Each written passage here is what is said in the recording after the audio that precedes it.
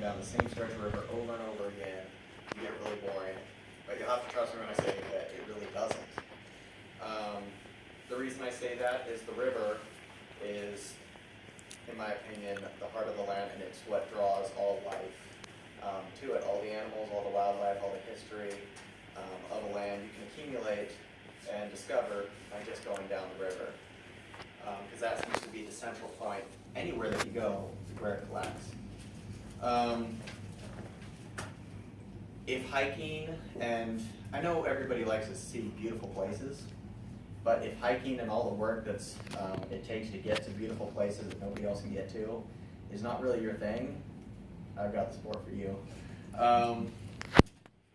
Yeah, river rafting is great, and today I'm going to talk to you guys about my many adventures in the Southwest river rafting, and so you guys can understand the benefits and challenges of this sport. First, I'm just going to talk about very briefly about the origins of river rafting, and we can name off quite a few people, quite a few cultures that navigated rivers, going all the way back to the Anasazi, Fremont people, and other Native Americans in the Northwest.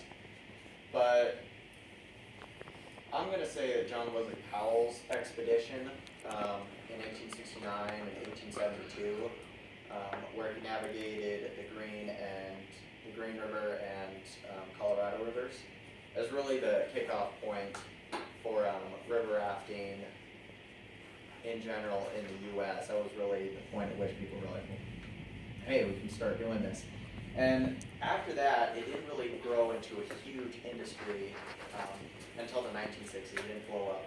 Before then, it was a lot of people privately, generally people who live next to rivers, saying, building boats and saying, hey, I'll see if I can get down this. And that was generally with wooden boats that were called dories. That's a dory right there. It's aluminum.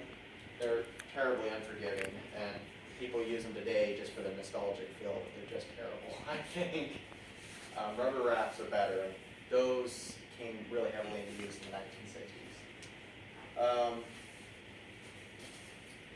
And yeah, two companies I worked for, Wild Rivers Expeditions, which was founded in 1957, and Holiday Expeditions, founded in 1966, kind of support the fact that, yeah, this really became an industry, and this really became a major sport available to a lot of people by the 1960s. I couldn't find any good pictures of my own that I had packing, but I chose this picture because it's got a dry bag in it. It's just so satisfyingly packed. It made me feel good. The cool thing about river rafting is river rafts can hold thousands of pounds of gear, water, alcohol. I don't partake in that last thing, but I know many groups on the river, had way more alcohol than anything else they packed. But one of the challenges, of course, with that is the extensive planning that is required to pack everything in advance. Generally, you want to spend the day before the trip getting everything together because it takes a lot. Colorado river trips can last, over 20 days. The river guides get so good with packing for that. They know exactly where everything is in their cooler. So the ice doesn't melt in these 100-degree days, and they just open it, close it, done. So yeah, planning and packing. Then you're on the river, and the river's pretty fun. Different rivers have different difficulties. On a pretty calm river, maybe all you're watching out for is the rocks and the main current.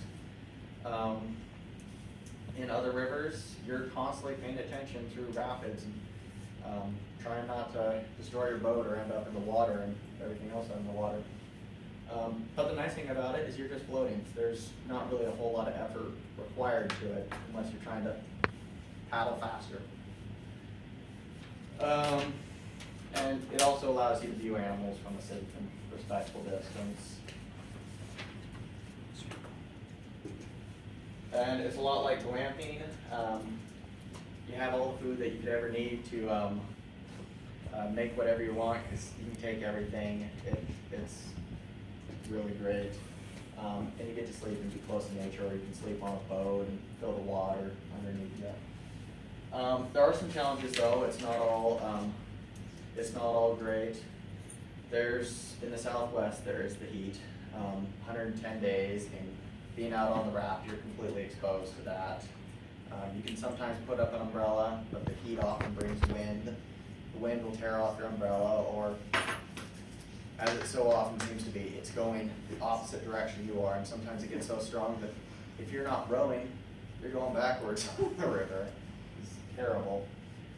Poking a hole in your boat, that's just the worst. I poked a hole in the floor of my boat so big that I could fit through it. That had me stranded for most of a day on the river, which is, part of why you're packing that extra gear so you don't get stranded out there.